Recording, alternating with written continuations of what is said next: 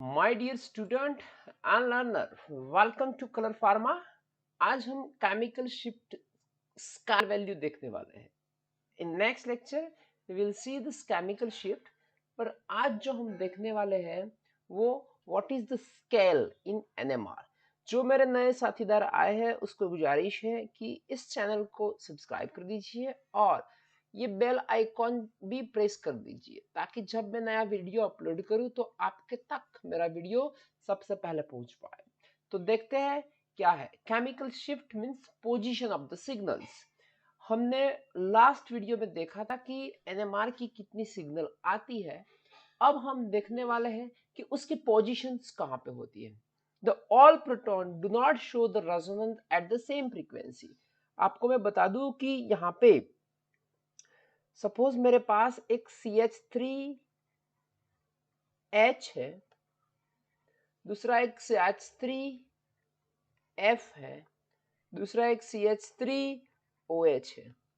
देखो आप देखोगे ना यहाँ पे तो आपको लगेगा कि ये सब CH3 ही है, ये सब CH3 है। पर यहाँ पे मैं आपको बता दूं कि it is surrounded by particular number of valence electron. देखो उस ये जो CH3 है वो ये हाइड्रोजन से सराउंड हुआ है, ये जो CH3 है ये फ्लोरीन के वैलेंस इलेक्ट्रॉन से सराउंड हुआ है, ये जो CH3 है वो दिस OH से सराउंडेड हुआ है। तो वो सराउंडिंग इलेक्ट्रॉन उसके पास वाला ग्रुप उसके पर उसके हाइड्रोजन पर बहुत ही ज्यादा इंफ्लुएंस करते हैं। इसीलिए क्या होता है कि सब एक ही जगह पे रेजोनेंट नहीं हुआ करते।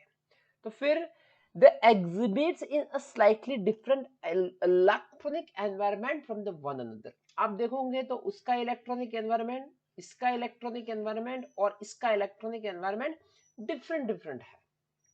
इसीलिए वो डिफरेंट डिफरेंट फ्रीक्वेंसी पे रेजोनेंट होते हैं। सो position of the signal in spectrum, देखो पोजीशंस डिफरेंट डिफरेंट आएगी तो हमें ऐसा पता चलेगा कि देखो कि कोई एक जगह पे आता है तो हम बोल सकते हैं कि हमारे कंपाउंड में एरोमेटिक हाइड्रोजन है। कोई पर्टिकुलर जगह पे आता है तो हम बता सकते हैं कि एलिफेटिक है। कोई पर्टिकुलर जगह पे आता है तो वो एसिटाइलिक है। पर्टिकुलर जगह पे वो विनाइलिक हुआ करता है। वो किसके पे डिपेंड होता है? वो ज्यादातर उसके पास वाला ग्रुप इलेक्ट्रॉन रिलीजिंग ग्रुप है और इलेक्ट्रॉन विड्रॉइंग ग्रुप है, उसके पे डिपेंड करता है। तो मैं डिस्क्रिप्शन बॉक्स में ये सभी वैल्यूज रखने वीडियो की लिंक रखने वाला हूं, आप वो भी देख लीजिए ताकि कॉन्सेप्ट क्लियर हो जाए। They absorb at a different field strength. Measuring the chemical shift, numerical value of chemical shift। अभी हमें करना है तो केमिकल शिफ्ट की वैल्यू मेजर करना है, तो कैसे करें? तो मैं आपको बता दूं कि इस तरह का एक स्केल होगा। तो इस तरह का केमिकल स्केल पे हम देखें तो ये सपोज एक है और ये हमारा एक ओरिजिनल शिफ्ट है। ये ढूंढ लीजिए कि ये स्टैंडर्ड है, जांच लीजिए कि ये स्टैंडर्ड है, ये हमारा टेस्ट है। तो डिफरेंस लेना है। डिफरेंस किसके बीच के लेना है? The difference between the strength of a magnetic field at particular observed nucleus resonant, ये उसका, और and the field strength of resonance at reference. Field strength means आप फ्रीक्वेंसी भी ले सकते हो, आप अप्लाइड मैग्नेटिक फील्ड भी ले सकते हो। ज्यादातर हम फ्रीक्वेंसी पे काम करने वाले हैं। सपोज कि उसकी फ्रीक्वेंसी एग्जांपल 50 है, उसकी 10 है, तो उसके बीच का जो डिफरेंस आएगा वो 40 आ जाएगा। तो इसके बेसिस पे, ये नहीं है, उसके बेसिस पे हम कैलकुलेट करने वाले हैं। सो chemical shift of various proton in molecule, तो ये मोलिक्यूल में कौन से स्केल से मेजर होता है? तो वो signal of the TMS is taken as the reference. ये जो शिफ्ट मेजर करनी, ये एब्सोल्यूट वैल्यू नहीं है बच्चों, ये शिफ्ट है। तो शिफ्ट कब होती है? शिफ्ट वो रिलेटिव टर्मिनोलॉजी है। तो हम ये एक कंपाउंड है उसको बोलते हैं टेट्रा मिथाइल सिलेन। ये है हमारा टेट्रा मिथाइल सिलेन, और टेट्रा मिथाइल सिलेन को हमने एज ए रेफरेंस कंपाउंड लेके हम उसका कैलकुलेशन करने वाले हैं। So NMR signal for particular proton will appear at a different field strength compared to the signal from the TMS. ये बताता है कि NMR सिग्नल कहाँ पे आएगी, तो मैं आपको बता दूं कि NMR सिग्नल वहां ये रिलेटिव है कि TMS के रिलेटिव वो डिफरेंट फील्ड स्ट्रेंथ पे आया करेगी। तो ये हम कैलकुलेट करने वाले हैं कि कैसे आया करती है। Reference standard rather than the measure the exact resonance position, हम exact resonance position नहीं मेजर करने वाले, we measure how far it is downfield। ये डाउनफील्ड अपफील्ड क्या है वो मैं भी बताता हूँ कि वो कितना डाउनफील्ड होके चलता है। तो मैं आपको बता दूं ये स्ट्रक्चर है हमारा टीएमएस का, टेट्रामिथाइल सिलाइन। तो टेट्रामिथाइल सिलाइन हमारा रेफरेंस कंपाउंड है, उसमें हाईली शिल्डेड प्रोटीन है। वो शिल्डेड क्या है, डिशिल्डिंग क्या है वो मैं बताने वाला हूं। और वे इट्स एन अपफील्ड, तो यहाँ पे 12 प्रोटॉन है, वो सभी अपफील्ड है। तो ये जो स्केल हुआ करता है ना, तो उसको अपफील्ड बोलते हैं। ये जो रीजन है उसको अपफील्ड बोलते हैं, और कई बार उसको शील्ड बोलते हैं, शील्डेड। उसको डाउनफील्ड बोला करते हैं, और उसको बोलते हैं डीशील्ड, और उसको पैरामैग्नेटिक भी बोला करते हैं, उसको डायमैग्नेटिक भी बोला करते हैं। बताता हूं वो कैसा मैकेनिज्म हुआ करती थी।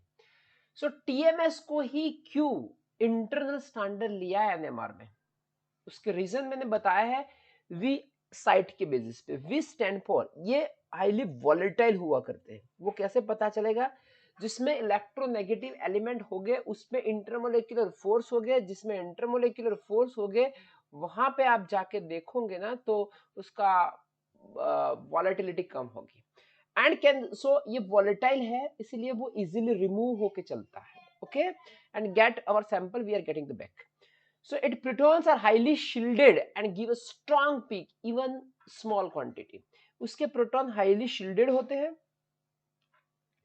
ज्यादातर शिल्डेड होते हैं, और शिल्डेड होने के बाद ये स्ट्रॉन्ग पीक देती है। स्ट्रॉन्ग पीक क्यों दिया करते हैं, क्योंकि उसमें 12 हाइड्रोजन है। ये क्यों शील्ड होते हैं वो नेक्स्ट लेक्चर में हम देखने वाले हैं केमिकल शिफ्ट में। It is chemically inert, yes, ये एस आ गया, ये वी आ गया। अभी हम देखेंगे ये आई, ये इनर्ट है। इनर्ट क्यों है, कैसे पता चलेगा वो, क्योंकि ये इलेक्ट्रोपॉजिटिव मेटल है। ज्यादातर इनर्ट कौन नहीं होता, जो इलेक्ट्रोनेगेटिव एलिमेंट हुआ करते हैं, and is miscible with the large range of the solvent, वो मिसिबल भी हुआ जाएगा। इट्स अ 12 सॉल्वेंट प्रोटॉन, उसमें 12 प्रोटॉन हुआ करते हैं। 12 प्रोटॉन के वजह से वो हमें स्ट्रॉन्ग पीक दिया करते हैं, स्ट्रॉन्ग सिग्नल हमें मिलती है। So it is less electronegative than this carbon. ये कार्बन से इलेक्ट्रोनेगेटिव कम है, क्योंकि कार्बन से इलेक्ट्रोनेगेटिविटी कम है, इसके बेसिस पे ही वो हाईली शिल्डेड हुआ करता था। देखो ये बताया है, ये हमारा डेल्टा स्केल बोलते हैं, उसको कैसे निकालते हैं वो भी बताता हूं मैं। आप अभी सोच लीजिए, डेल्टा स्केल है, डेल्टा स्केल का वैल्यू 0 to 10 यहाँ पे दिया है। ये जो पोर्शन है ये शील्डिंग ऑफ द प्रोटॉन, ये रीजन की हम बात कर रहे हैं। तो शील्डिंग ऑफ द प्रोटॉन में क्या है, ये देखो, ये सपोज कि मैं आपको बता दूं कि CH3H है, तो यहाँ पे क्या होगा, द हाई इलेक्ट्रॉन डेंसिटी, यहाँ पे हाई इलेक्ट्रॉन डेंसिटी होगी, और यहाँ पे आप देखोगे तो लोअर इलेक्ट्रॉन डेंसिटी, ये देख लीजिए ये लोअर इलेक्ट्रॉन डेंसिटी हुआ करेगी। तो हाई इलेक्ट्रॉन डेंसिटी से क्या होगा, जो भी आप अप्लाई करोगे मैग्नेटिक फील्ड, वो ये हमारा इंड्यूस मैग्नेटिक फील्ड है और ये हमारा अप्लाइड मैग्नेटिक फील्ड है, ये दोनों एक दूसरे का अपोज करेंगे। तो रेजोनेंस में लाने के लिए आपको नॉर्मल से ज्यादा फील्ड देना पड़ेगा। सपोज मैं आपको बता दूं कि 10 जितना इंड्यूस मैग्नेटिक फील्ड है और वो अपोजिट डायरेक्शन में है। ओके, आप सोच लीजिए कि 40 जितना मैग्नेटिक फील्ड आप अप्लाई करते हो तो वो रेजोनेंस में आता है, तो यहाँ पे आपको कितना अप्लाई करना होगा, आपको 50 अप्लाई करना होगा। आपको क्यों 50 अप्लाई करना होगा, क्योंकि 50 में से 10 तो उसका अपोज करने में ही यूटिलाइज हो जाएगा। तो हमें जो नॉर्मली 40 देना था उसकी जगह पे हमने 50 दे दिया, तो उसकी वजह से उसको अप फील्ड बोलते हैं। यहाँ पे क्या होगा, सपोज कि ये जो है वो 10 है और वो इस डायरेक्शन में है, और जो हम अप्लाई करते हैं मैग्नेटिक फील्ड वो भी उसके डायरेक्शन में है। हमें 40 चाहिए और यहाँ से 10 ऑलरेडी है, तो मैं यहाँ से 30 अप्लाई कर दूंगा तो भी वो हो जाएगा।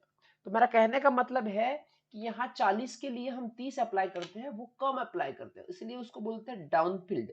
और यहाँ 40 के लिए हम 50 अप्लाई कर देते हैं, तो वो थोड़ा बहुत ज्यादा देना होता है, इसीलिए उसको बोलते हैं अप फील्ड। तो ये था शील्डेड एंड डीशील्डेड।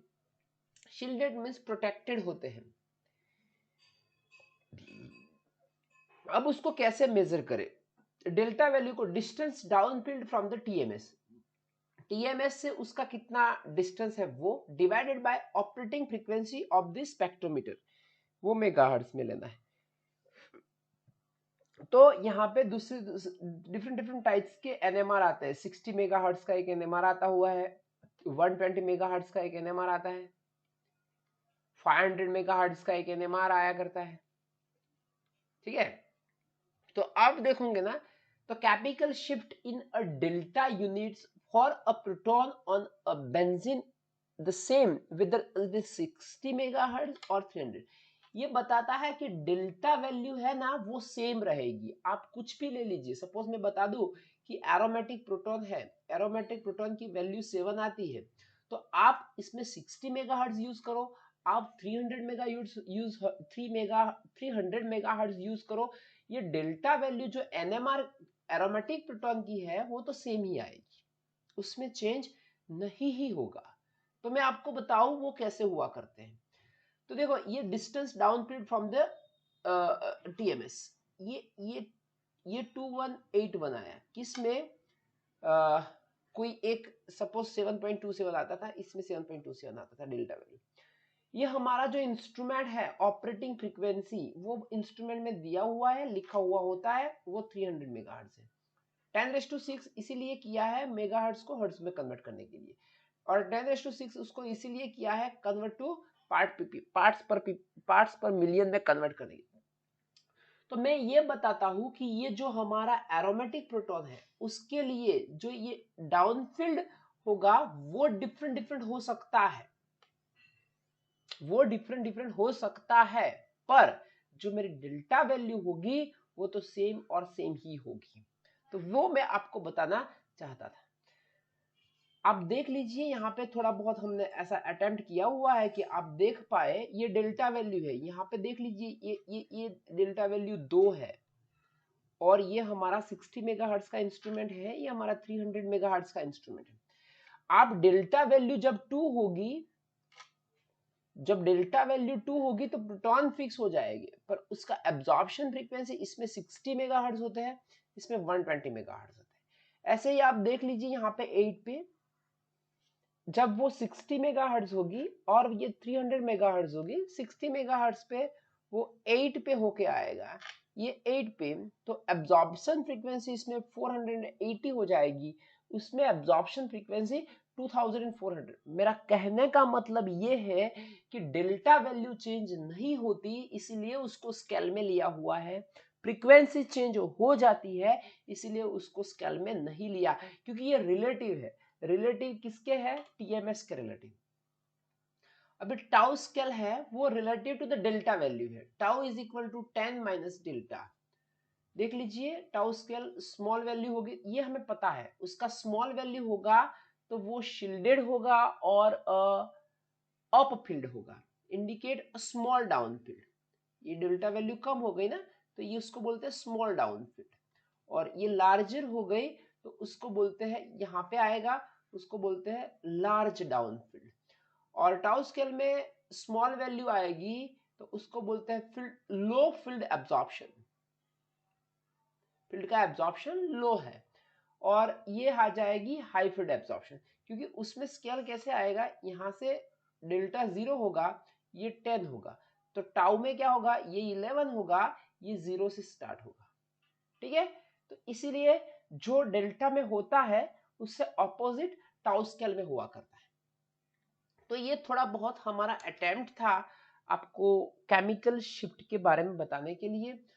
तो वो मैंने डेल्टा स्केल के बारे में बताने के लिए वो हमने बता दिया। और अभी केमिकल शिफ्ट का वीडियो मैं अपलोड करने वाला हूँ। If you have any confusion you can write me on my email ID.